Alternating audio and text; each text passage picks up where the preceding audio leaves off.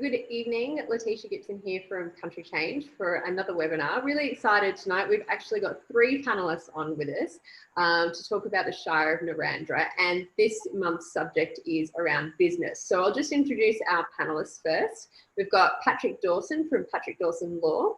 Just give us a wave, you're the only guy. I'm sure they can figure that out. But and Black from Country Flair in Narrandera as well. And Barbara Bartholomew from Glendale Citrus and Hazelnut Orchard. Hello, everybody. Hello, everybody. So essentially, as I was just explaining off the recording, Country Change is an initiative from Regional Development Australia, Riverina, and it's all about, I guess, promoting and providing educational tools for people who might be interested in moving to the Riverina. And because the region is so diverse, it's really about providing people with the right information that they need to make the right choice for them. So tonight we're featuring Narrandera, which is, most people, I'll use Wagga as a landmark. A lot of people know Wagga. Is it about an hour 10 northwest of Wagga? Is my geography correct and on point with that? Without being too pedantic, probably 90 minutes. Are you going the speed limit? Okay. The speed limit. Okay. And it's what, about 40 minutes from Griffith? I should have probably checked this up on a map. It's been a long time since I've driven Narrandera to Griffith. Oh, I'd say probably about 50 minutes. Yeah, 50 minutes. Okay, not too far off. So basically tonight what I wanted to do was give a snapshot of the types of businesses that are in Narrandera, and we've got a really diverse range just with our panel. Patrick owns a law firm and he moved to Narrandera. He was born there, but so he's a returner technically, and he started his own law firm at the age of 27 when you started that? Yes, yep. And Black from Country Flair, as I mentioned, she has a clothing shop, and she'll talk to you more about just the success of that and how long she's been running it. And Barb, who owns Glendale Citrus and Hazelnut with her husband, they have a wonderful orchard, and I visited there. If you want to check out some of their property and their products and their story on the Country Change Narrandera page, they've got a video which we filmed a couple of years ago, which was really lovely.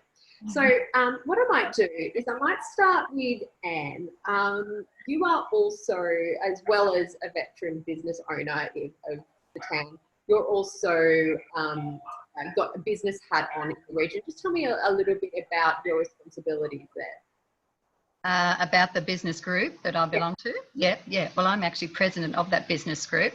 Back in exact date, 14th of February 2012, I felt that Narrandera needed something to promote its town around Christmas. And, you know, a lot of locals were actually saying how much was happening in other towns around Christmas. So I asked a couple of people in Narrandera, and we formed a committee. And wow, 7 years down the track, we've got a great committee, and we're going strong. We're trying to promote the town, stay positive, and that's where we are today. So for people who might be interested in understanding, I guess, the types of opportunities in the region, just tell me about some of the key businesses that are part of your organisation, but overall the industries that exist. Well, we've got the retail business down the main street, and we have emails going out to all the major industries.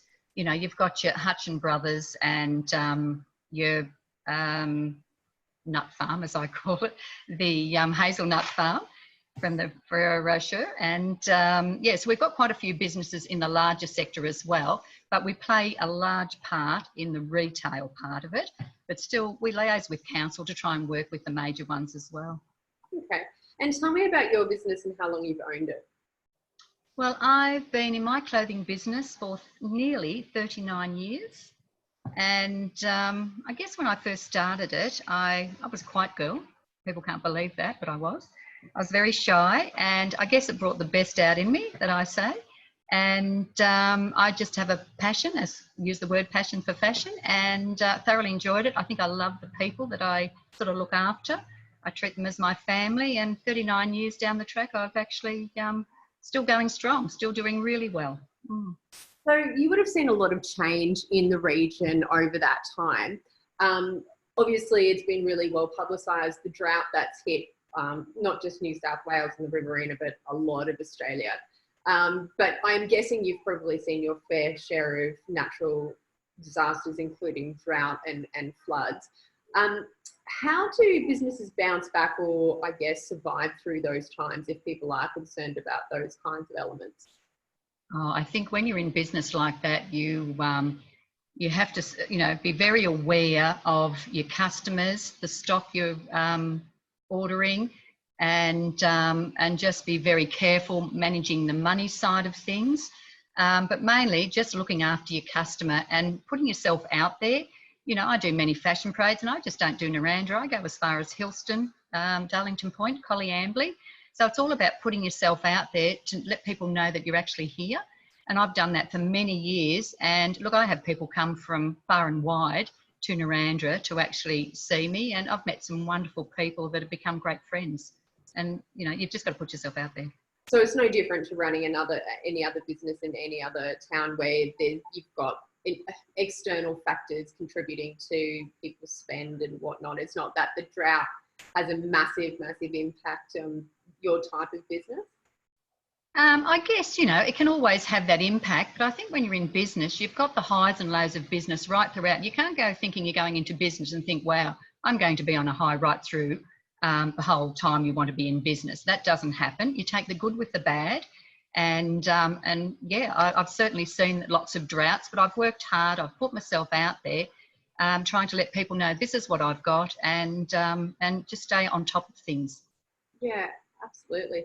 We'll come back to you, Anne, but I'll move on to Patrick. If you want to introduce yourself and a little bit of your story. Your story was shared this afternoon on the Country Change Facebook page. We did a little profile write-up about it. But do you want to just give me a little bit of a background as to your returner story? Yeah, sure, absolutely. So as you mentioned before, I grew up in Narrandera. I left here at about 18 years old to go and study law at university in Wollongong. Pretty much from my second year into my law degree, I started working at law firms in Wollongong. I continued that. In my last 2 years, I was working in a place called Sanctuary Point. So still living in Wollongong, but travelling every day for work. And Sanctuary Point, for those who don't know, is a town much like Narrandera. And I basically had that, I guess, that philosophical moment when I said to myself, well, you know, if I'm working here, I may as well go back and work in my hometown. Like, it's familiar territory. I've got friends and family back here. And I thought, why not have a go of it? And what kind of opportunities did it present you being able to open up in, your hometown, but a regional town, versus whether or not you wanted to, if you wanted to do something like this in the city, what would have been the pros and cons of both? In all honesty, I wouldn't have done it in the city, purely because the opportunities are far more limited, believe it or not, in the city. If you want the opportunity to run your own business, particularly in my profession, you basically take your ticket and join a queue. It's very competitive. There's a significant financial buy-in, and there's a lot of risk involved as well. Whereas in a regional area like Narrandera, the risks are reduced. Overheads are significantly reduced.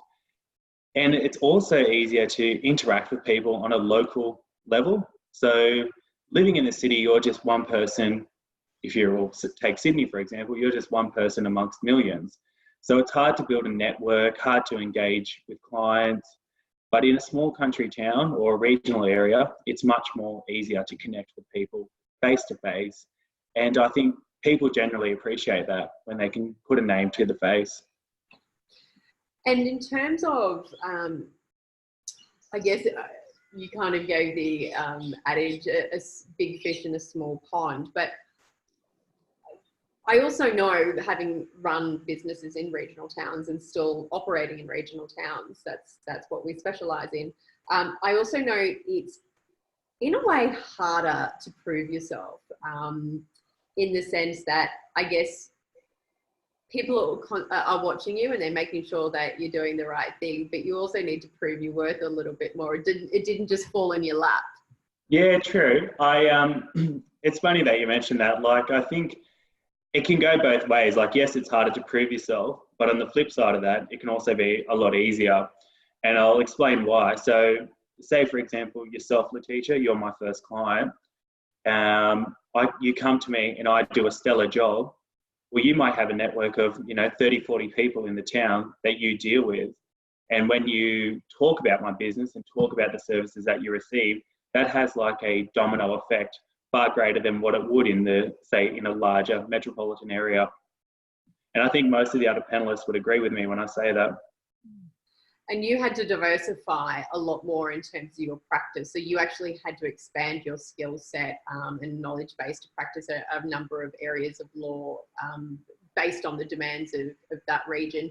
Do you think it's a really good stepping stone for people who want to use it as a launching pad for their career, whether or not they start up their own business or use it as a career progression? Do you think there are those opportunities? So the second best decision I made before moving back home was to work in a regional practice, because that's exactly what happened. I had to diversify my skills. So prior to working in a regional practice, so in Wollongong, I was a property and commercial lawyer. I deal with a lot of disputes and property transactional work as well. Moving to a regional area, I was basically thrown into the deep end. And that's when I picked up all those skills. And after spending 2 years down the South Coast, I've come back to Narrandera with that experience and feel a lot more confident in doing that. Having said that, if I was to give anyone advice, I would, before starting a business, I recommend working in the area and knowing the skills and the demands that regional clientele need. Awesome. We'll come back to you, Patrick, to talk a little bit more about the lifestyle elements as well. But we'll move on to Barbara so we can spread the love and hear a little bit about your story. Barbara, tell us, how long have you been in Narrandera and what's your business all about? We have been in Narrandera 16 years, and I'd just like to talk a little bit about the joys of country living, if that's okay. I'll just tell you how I left Griffith when I was 17. And then lived in Sydney for 24 years, and then got married and the wheels fell off the marriage, and I thought I could go back into work in television, but I chose to come home with 2 small babies. I never ever regret that move one bit. I left a good career behind. I met my husband Graham, and we raised these small children in the country. I cannot speak so highly enough for raising children in a country town. They get to know their neighbours, they can play in the streets safely, they can go to wonderful schools. They have all the opportunities that in the city you may have to drive for miles and miles just to take your child to sport. But I know I'm sort of, talking a lot about my history here, but I never ever regret coming back and leaving my television career to raise my children and give them a country lifestyle. Yeah. Once I met my husband Graham, who was a policeman at the time, and he retired after 37 years as a policeman. We bought a farm out here and we started a whole new life together, which has been wonderful. And then, of course, the citrus industry fell in a bit of a hole, so I started making lemon cordial. And then we bought an ice cream van to prop the business up. And now we do the tours and we love every minute of it. And in fact, we often think about, should we sell up? And 18 months ago, Graham wasn't well and we put the farm on the market. And we thought, we looked around, we went to Dorrigo, we thought we'll go there with Bellingen, we looked everywhere, and then in the end we decided there's no place better than Narrandera, so here we are. Yeah. Having a wonderful time. I'm not sure, is everyone having a little bit of difficulty hearing Barbara, or is that just my end? It was a little bit difficult. Yeah, it was a little bit difficult. Oh, gosh, I'm sorry about that. It's okay. I could make it. Repeat it again. I won't repeat it. You have to strain a little bit, so I'm not sure if okay. Okay. But in terms of, I love that country change story, or I know you just sort of hot towns, but we'll just talk about your business briefly so people have a bit of context around what it is that you do. Yep. So tell me about your property. Our property is on the outskirts, 20 kilometres from the Narrandera centre, in a little village called Sandigo, which only has a hall. And we live on the riverbank, and we have 80 acres of citrus, and we have 6 acres of hazelnuts, which we planted in 2006. And we pick oranges. We start in January. Mainly we pick Valencia oranges that go to Lion Nathan Daily Drinks Company in Leeton. And we now do tours, which lately we've had a lot of buses from, you know, Tasmania, and our business is getting bigger and bigger that way. It's developed over the last 5 years into, what we quite confidently can call a good business. You've all touched on this and the diversification of your businesses and no doubt skill sets. Yeah. I'm sure you didn't know anything about ice cream before. Yeah, no, certainly did not. I actually bought it with the intention of selling orange juice, but it didn't. I sold more ice creams than orange juice. But that diversification of business, I think, is an important business lesson, full stop. Oh, you had to. Yeah. Not just in the country regions, but you've got to provide what your market wants, and you can go out there with the best of intentions to say, I'm going to sell ice to the Eskimos, but if they I don't know, that was a really bad analogy, but you know what I'm saying. That's all right. That's all right. I know what you mean. What I did with my ice creams was use my fruit, like my hazelnuts. Made a coffee hazelnut syrup. I made an orange syrup. I actually made my own syrups, which incorporated what we grow out here. So diversifying that citrus industry into something that was different, was, you know, saleable. And and the agri-tour is an interesting one. There's a big consumer push to have that paddock to plate experience and to understand where their food is coming from. So people are getting a lot more intimate with with trying to understand where the food is that they're buying boutique. Tell me about the agri-tour side of things and why you decided to go down that track, and I guess what you've learnt from that experience as a business person. Oh, yeah, well, I've learnt that people from, for example, Newcastle, or people who come from out of the regional areas, know very little about country. They don't know that we use drip line to water trees. They don't know how we water. They don't know what we need to do to produce the fruit that gets to the market. So it's explaining those sort of things to people gives you great joy, and they really enjoy sitting by the river and, you know, asking about the water situation and how we operate as a family business. Yeah. And without the ice cream van and this business, we wouldn't be viable at all. So it was a must do, or sell up and turn the water off. So we enjoy the agri-tourism. Yeah, love it. You must meet really interesting people. We do. We have some fabulous people come out here. So, but yeah, we're very fortunate.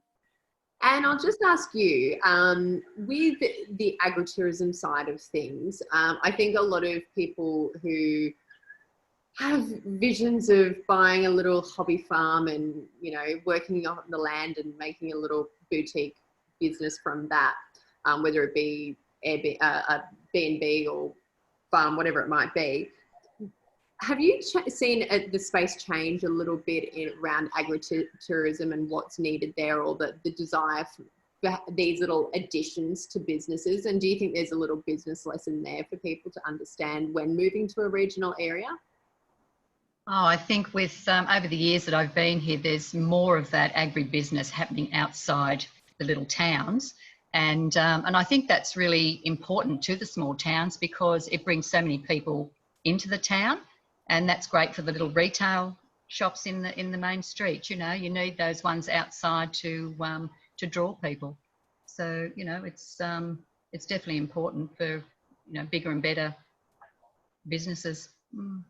How would you describe council in terms of the support that they offer local businesses? Yes, council's very good. You know, we working with them with the business group. Yes, they do what they can. They, I mean, you know, council's a huge part of retail as well. But I think if someone wanted to come in and set up businesses, there's not only just the council that can help you out. You know, you've got your business enterprise centre that if you decided you wanted to come into town and actually start up a business, they can set you up from start to finish. They can actually show you how you, from the first step of owning your own business to the end of doing all the paperwork. So, you know, if council's not actually there to help you set up businesses, they're just there to help you work with them in the town. And so I think if you were wanting to start up a business, you would really go further afield into your business enterprise centre or do some courses up at the local TAFE that we have, which is very important. From your insider knowledge, what would you say are some of the businesses that you need in town at the moment? Well, I think you need a bit of everything. You know, you've got to have your clothing, you've got to have your hardware. You know, your major industries are very important because they bring you the employment. And, you know, the ones we've got, a lot of those, like the Hazelnut farm, they employ a huge amount of people. And Hutchies, I think they employ over 25 people out there. So without the larger industry, you know, you have to have that because that helps the smaller part of the town grow. And so, you know, it's... Are there any gaps at the moment in terms of, I don't know, for example, Lockout was looking for a butcher and they've just had a butcher open. So are there any enterprise opportunities at the moment that you can identify either as a local or with your business group hat on that you know that the community needs or need more of? The biggest probably that I hear a lot of people asking for is children's wear. You know, that is our biggest downfall with, you know, families going out of town to do their shopping. But I guess, you know, with children's wear, it's very hard to compete with the chain stores that are close by. Yeah, that's really hard because you can buy so many things so cheap at those places that, you know, to actually start up a children's wear store can be difficult. But depending where you source your stock, you know, that could possibly work. But that's our biggest downfall is the children's wear. Well, I mean, I think you and I had the conversation offline. You also need to think about having a presence online, having a digital presence. You don't have to, you shouldn't ignore it, no matter what business you're in. And the fact that a lot of regional towns, particularly in the Riverina, now have great internet access with NBN. There really is no excuse not to be able to have some kind of digital presence or an online shop if you wanted to run that. Did you have any advice around that you offer your group around it? Well, I think, you know, you've hit the nail on the head, so to speak. Yes, and I think with going into business today, it's not just bricks and mortar. You've got your shop front, you've got social media, you've got your website, and I think we all know that there are lots of businesses on a website that, on websites that actually run their own businesses and have gone from strength to strength. So in a small country town, you can have everything. You can have that website. You can have that walk into the store and have that touch feel. I think you can combine that all together and you can make a business work for sure. So, you know, definitely don't think because you've got a business that's a, you know, bricks and mortar, you can't succeed in that. You certainly can. You can go so much further these days and make your business grow. And you can have triple, you know, you've got your front store, you've just got everything there and you're online. So and the overheads are much lower, as Patrick talked about, in terms of rental and all of those things. I mean, yes. I can't imagine what it would compare to like in Sydney. I just want to remind the panelists as well that you can type in any questions at, the attendees, that you can type in any questions, but we'll move to Patrick quickly. Patrick, just tell me a little bit about, you're a young man who's moved back to a regional town. I'm sure your friends go, what are you doing of a weekend? Aren't you bored? Don't you miss city life? What do you get up to of a weekend? Yeah, sure. So, and I think you made reference to this in the article that you published recently or a couple of hours ago. 9 times out of 10, I do the same things that I did living in Wollongong.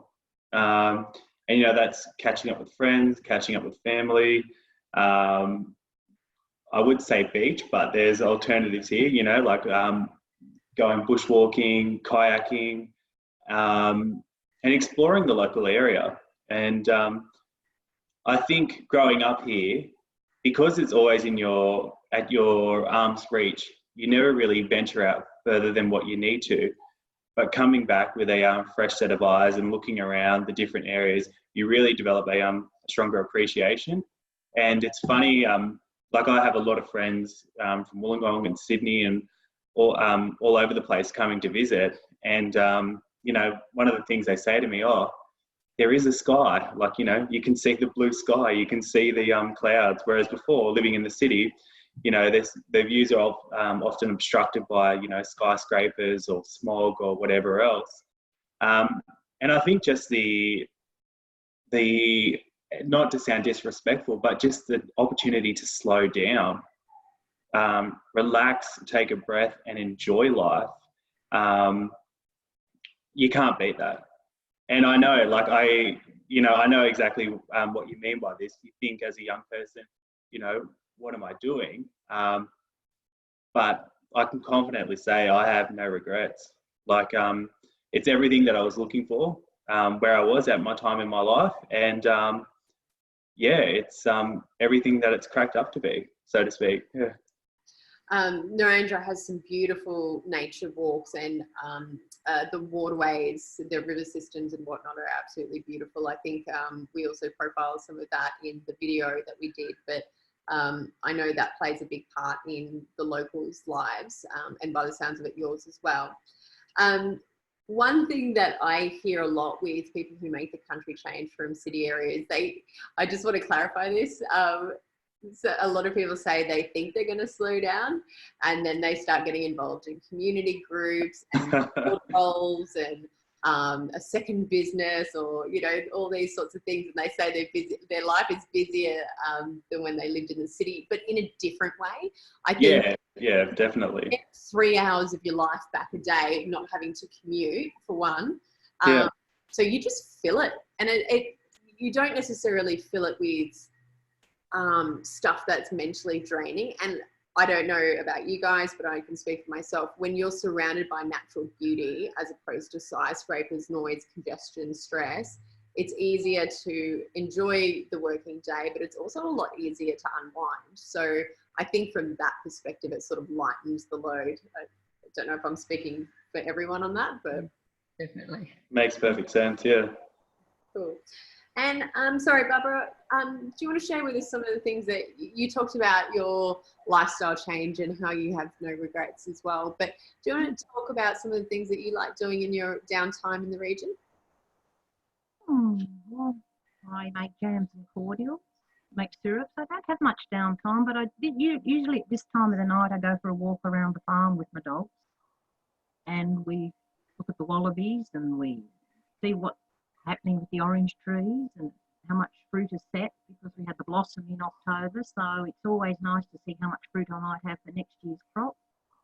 It's always good. We walk around and change the water system, get ready for watering in the evening, and the sun sets, and it's just gorgeous this time of night. As Patrick said, the walks and just the ability to actually feel the soil under your feet.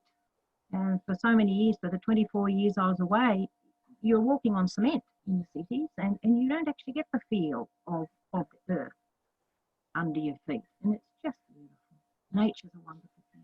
And that's, Narrandera has the most beautiful natural beauties here, that I'm always astounded to see the river and the beauties that Narrandera's got. Yep, my time. Oh, the microphone just started dropping out a little bit at the end there, but I'm sorry, I'm waffling on to myself. No, we can hear you. It just sort of starts dropping off slightly. Just tell us about the community of Narrandera, and I guess a lot of some of the queries that we get through from people. They're concerned about employment, number one. Yeah, well, we have that issue. Yeah. Yep, and getting people to pick our fruit. Yeah. Oh, okay. So you try and find workers. We do. We employ seven to 8 people for 7 months of the year, and I've advertised many, but we actually get backpackers, and that's why it would be good if we had families move to the regions the ability to employ people locally would then be marvellous, because we have to rely on the backpackers to pick our fruit. Yeah. So in terms of the community itself, would you say, I mean, what activities exist around people being able to integrate into a community if they're moving in from outside? Well, when Graham and I moved here 16 years ago, they embraced, Graham went on council, he was on council for 8 years, he was on the race club, I was in Seroptimus, so there's 1,000,001 areas that people are welcomed within the community.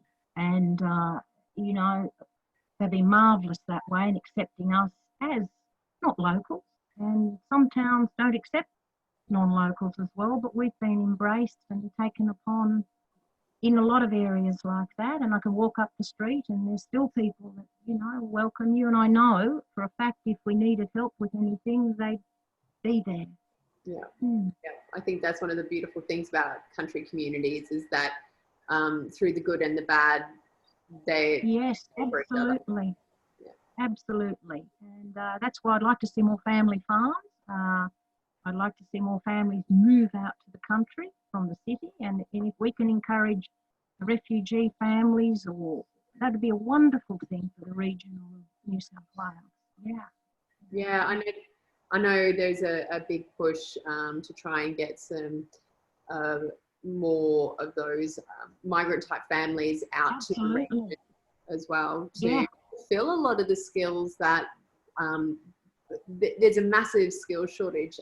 Even really highly skilled professions are crying out for people to move into the area. So we talk about that a lot on Country Change. And we might jump to you. We'll probably start wrapping it up soon, but what would you say for yourself, because we haven't actually asked you yet, what are some of the things that you love around the lifestyle community element that people may not understand about the region, or what's something unique about Narrandera? Well, you know, we have, I think, and we've been told this, one of the best sporting facilities too, actually, our new swimming complex. Now that draws from far and wide, and we've just had a new opening on Saturday for the new slides, and that's one of the best. And our sports ground. Now that, you know, we have the grand final for the Aussie Rules here every year. And so we've got football, basketball, cricket. You know, our sporting is huge in Narrandera. So if children come, little families with children, we've certainly got that. You know, you've got the schools. We've got great primary and secondary schools. We've got the gym. Everyone loves to work out these days. So, you know, we've got 2 wonderful gyms. And, yeah, so, you know, I think with our Murrumbidgee River and town of trees, as they call us, you know, we've certainly got a really pretty little place, and for families we certainly accommodate. And also we should probably clarify the code of football, because this is very important to some people. Rugby and Aussie Rules is saying. Yeah. Rugby, you're a union, you're a AFL town? AFL, and yeah, well, we do have the rugby in town as well, rugby league in town. Yes, that started up again, but Aussie Rules AFL has been really, really huge. Yeah. And as a lot of people may be aware, we've had quite a few players go off to Sydney Swans and, you know, Zach Williams, the Giants. So, you know, we produce out of Narrandera. We've got some great talent coming out of Narrandera. Yeah. And don't forget our Victoria Lee, that's our model, local Narrandera. So, you know, we do produce down there. We're pretty lucky. Oh, look, country towns, they're very serious about their Aussie Rules, I have to say. Every Sunday was dedicated to a game, Saturday, I should say. But I'll come back to you as well, and we'll do one more lap around. Patrick, did you have, I guess, a top learning or a top bit of advice that you'd offer someone who's looking to make a country change, particularly if they are looking at either climbing that corporate ladder themselves or looking to start up a business? Yeah, sure. The biggest piece of advice I could give anyone considering it is that you've got nothing to lose. And I think I touched on this before when I spoke about risks and everything else like that. It doesn't take much to, you know, pack up and move and start in a new area. The sense of community is what really drives a business and drives an individual, like having that community support around you. And not only that, too, the respect as well. Like, locals respect you as an individual, they respect you as part of a bigger community, and they respect the fact that you're in business. And they generally share a great pride in supporting local businesses. So I guess I've had the benefit of living here once before and, you know, knowing a few people. But having said that, I can see that there have been a lot of new families come to town in my lifetime with no real connection to the town, and who have set up businesses and they've thrived. You know, they say the average business fails in the first 5 years. Well, some of these businesses are still standing today. So I just think, don't be shy, and also reach out if there is a problem or you have a question. Don't be shy to ask the question, or and seek help if needed. Yeah, awesome. And I think that's a really important point as well. Generally, people are really open to just having a conversation around those real questions. And we actually run town tours where people can have those kinds of localized experiences and speak to people who live there themselves. And that's a really important part to understand the kind of community and neighbour that you're going to have, and ask those kinds of questions that you can only sort of trust, I guess, coming directly from the horse's mouth. And just sensing, like, feeling the energy and vibe of a town, I think is really important. Yeah, and I think one thing I'll add to all that as well, and I think it's very typical of people of my generation and younger, that's country towns have a bit of a stigma attached to them. I think a lot of those preconceived ideas about what is a country town are 100% incorrect. And if I could, if I could testify to anything, when I a lot of my friends were supportive, yes. And then, the one or two friends, more so from the larger areas, would give you that raised eyebrow or that sort of questionable look. But it hasn't been anything of a sort. It's truly been a fantastic experience so far, a very smooth transition, and a smart decision from business and personal. Yeah, awesome. And I think that's a really lovely thing to sort of wrap up on. In terms of, I guess, the preconceived or misconceptions that people have around country towns, you sort of touched on it. I still get the question after 9 years of business and running in regional areas, oh, do you have enough work, or how's business? And I think there's just this disconnect in people not quite realising just how many industries thrive in these regions. And it's not just agriculture, it's so many other businesses. And some of the best business leaders I've ever met have come from the Riverina. So I think that's a misconception. Hopefully we're breaking with this campaign. So thank you very much. Barbara, tell us about you talked about the things that you loved. What are your top tips for people who might want to come and make a country change to Narrandera and set up a business? What are your, I guess, key takeaways from your experience? It's totally different. I think it's different living in the country, running a business. I'm assuming I didn't have a business. I worked for somebody in the city. But there are differences and there's different challenges. But as Anne said, you've got the support there. You're not alone as you may be in the city trying to run your business. There's the support groups there. There's the people there. It's got its challenges in the country. But I just think you've got the support networks there to help you through. You've got the peace of mind to be able to think clearly. You're not driving in the traffic. You're not getting as angry. You're not having road rage, or you're not sitting at traffic lights. Your ability to think clearly and work at your business is a lot clearer, I think, in the country than it is in the city. Were you having As- flashbacks to your city life as you were saying that?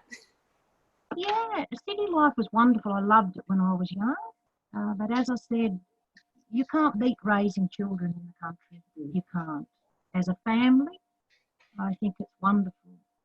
You know, the city life's different. Just getting your groceries in the city and try and put them on a bus or put them in your car is impossible.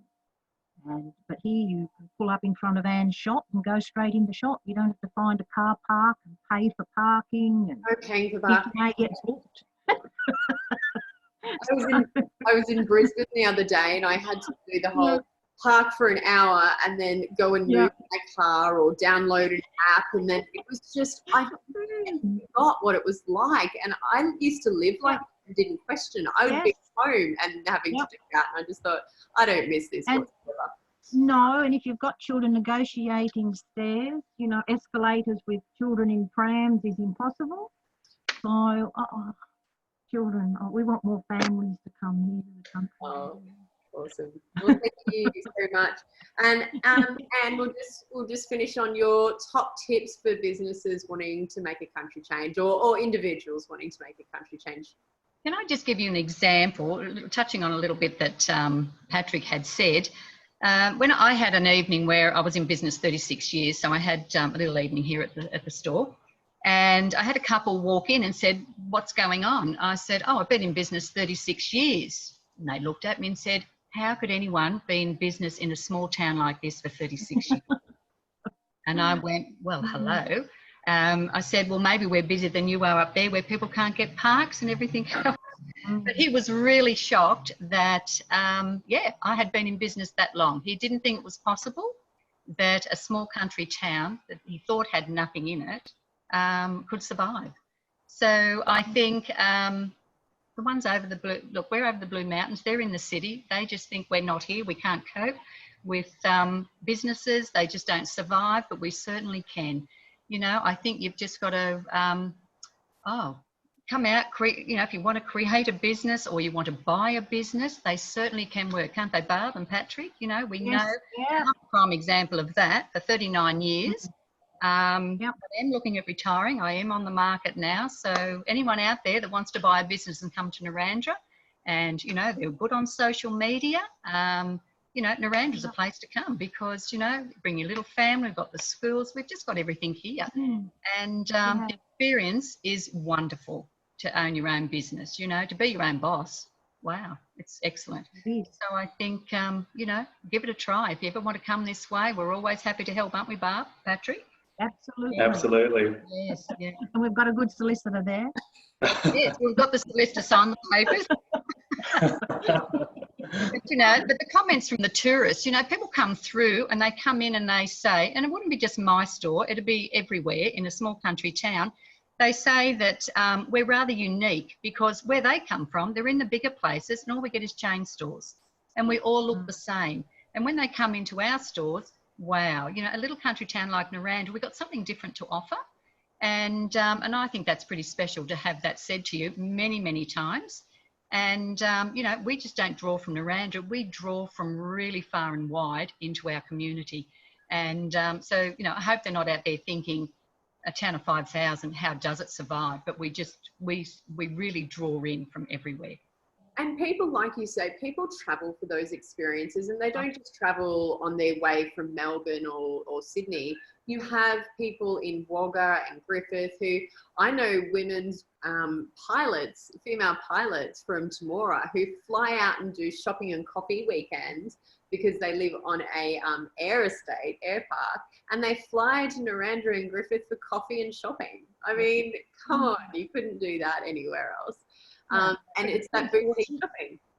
Yeah, we are very, very fortunate. And as I said, you know, because we promote our town so well, you know, they do travel for as far, you know, Albury, you know, how far? That's 2 hours to come into a small country town like Narrandera. I think that's a real positive. And they do, you know, they come from everywhere. They really do. But the real surrounds of Wagga, Hillston, Griffith, Collyambly, they all come into Narrandera and they always talk very, very highly of Narrandera. Awesome. Well, I can vouch for that. It's one of my favorites. So I'll just wrap up by everyone giving you a little business a plug if people want to check you out online, if you want to give your Facebook or your web address. Are you speaking to me? Yes. Yep. So we'll start with you, Anne, sorry. Okay, yeah, right. I have a Facebook page, so just go to Country Flair Facebook page. I have an Instagram page, but I'm sorry, I don't have a website page. So Don't need it these days if you've got all those other platforms, so all good. and Google, don't forget Google. You can always look me up on Google as well.